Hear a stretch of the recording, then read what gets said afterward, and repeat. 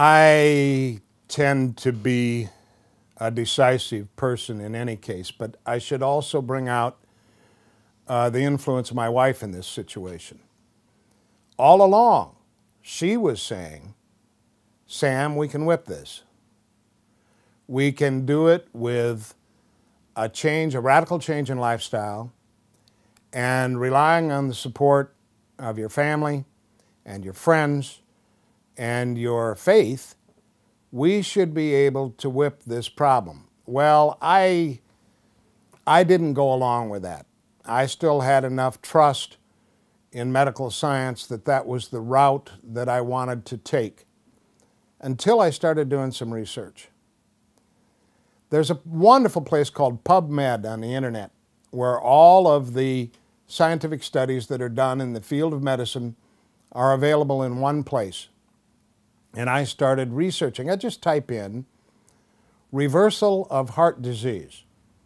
And I didn't get back something that said that's impossible or there are no scientific studies matching your inquiry. What I got back was dozens of good, solid, double-blind scientific studies published in peer-reviewed journals that show that indeed it is possible to reverse heart disease. And I looked at these regimens that these heart disease patients were on, and I said, I can do that. That's not beyond me. I know how to be disciplined and all of that sort of thing, and whatever discipline I lacked, I knew that I could count on my wife gently reminding me that perhaps I had a higher motive for what I was trying to do than eating double bacon cheeseburgers. And so I started to believe that there was actually another way to handle this kind of situation than the only two tools that the doctors have. The doctors have that little black bag and there's only two things in it, drugs and surgery. And I wanted to find out whether or not I could actually do it another way. So the first step in this was, if I'm going to go through a heart transplant, the first thing I want to do is get myself as healthy as I possibly can before the heart transplant. So I started exercising. I started eating nothing but raw fruits and vegetables.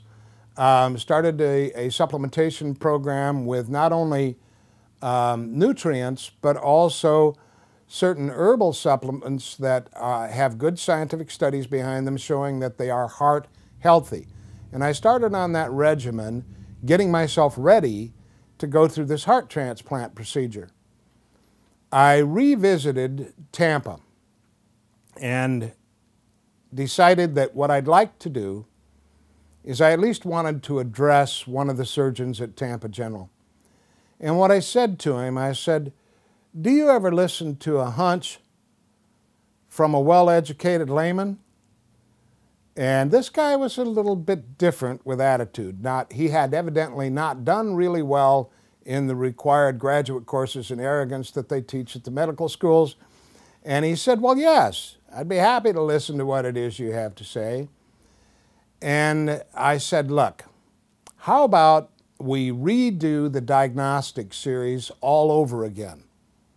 At this point, I had only been on this new regimen a relatively short period of time, less than 90 days. And I said, let's redo all of the diagnostics. They redid all of the diagnostics. And when they delivered the diagnostics to me, the doctors were rather chagrined. They weren't really happy about it. It was my wife and I were the ones that were happy about the new diagnostics. The doctors could not believe that they were that wrong. So their egos were a bit wounded by their original diagnostics, but in the end, basically what they said is, gee, there's really no reason for us to go ahead with the plans for a heart transplant. But you better get bypass surgery right away or you're not going to live till Christmas.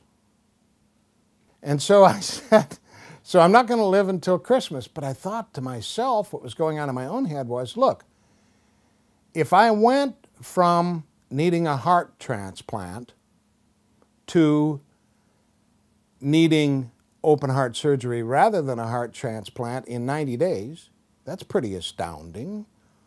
Why not stay on the program I'm on?